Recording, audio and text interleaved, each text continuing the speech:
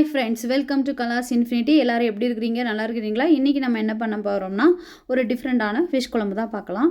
வஞ்சிரம் மீனில் அது எப்படி செய்யலாங்கிறத பார்க்கலாம். அதுக்கு முன்னாடி நம்மளோட சேனலை சப்ஸ்கிரைப் பண்ணாதவங்க ப்ளீஸ் சப்ஸ்கிரைப் பண்ணிக்கோங்க. பக்கத்தில் இருக்க பெல் ஐக்கானையும் கிளிக் பண்ணிக்கோங்க. வாங்க நம்ம வீடியோக்குள்ளே போயிடலாம். மீன் மசாலாவில் ஊற வச்சிடலாம். அது என்னெல்லாம் பார்க்கலாம். 1/2 கிலோ வஞ்சிரம் மீன் எடுத்திருக்கேன்.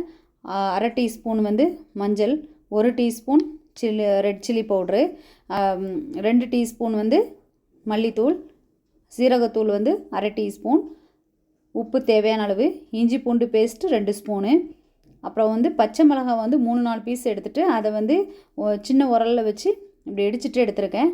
லெமன் ஜூஸ் 2 டீஸ்பூனு, கொஞ்சம் ஆயில் 1 டேபிள் ஸ்பூன் விட்டுக்கலாம். ஆயில் இப்போ இதை நல்லா மிக்ஸ் பண்ணி 1/2 hour ஊற விட்டுடலாம். அப்புறம் மசாலா ரெடி பண்ணிடலாம். அதுக்கு ஒரு பேனில் கொஞ்சமாக ஆயில் விட்டுட்டு 2 வெங்காயம் இந்த மாதிரி நீளமாக கட் பண்ணி எடுத்துருக்கிறேன். அதை கொஞ்சம் நல்லா வதங்கட்டும். வதங்கினதுக்கப்புறமா 2 தக்காளி, பெரிய தக்காளி 2 எடுத்து அதையும் கட் பண்ணிவிட்டு சேர்த்துக்கிறேன். அதில் கொஞ்சம் உப்பு போட்டுட்டு வதக்கினோம்னா சீக்கிரமாக நல்லா வதங்கும். அதனால் லைட்டாக உப்பு சேர்த்துருக்குறேன். வதங்கினதுக்கப்புறமா இந்த மாதிரி வதங்கினதுக்கப்புறமா மிக்சியில் போட்டு அடித்து எடுத்துக்கலாம் தண்ணி விட்டு.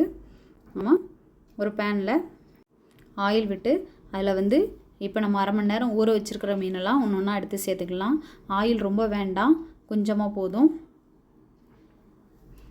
ஏன்னா நம்ம அதிலே தான் அப்படியே தான் நம்ம குழம்பும் செய்ய போகிறோம்.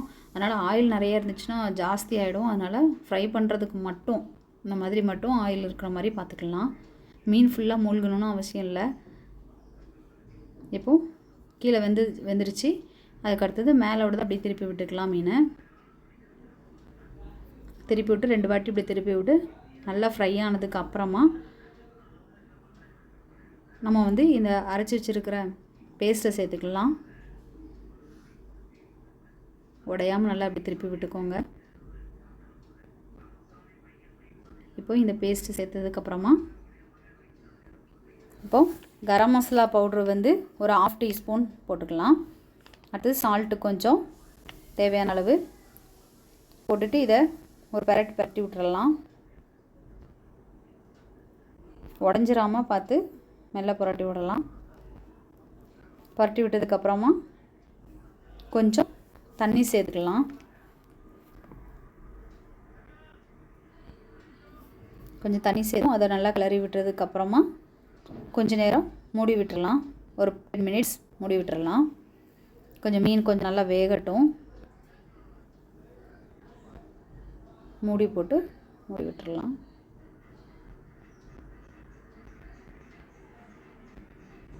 இப்போது 10 minutes ஆகிடுச்சு. நல்லா கொதிச்சிருச்சு. மீனும் வெந்துருச்சு.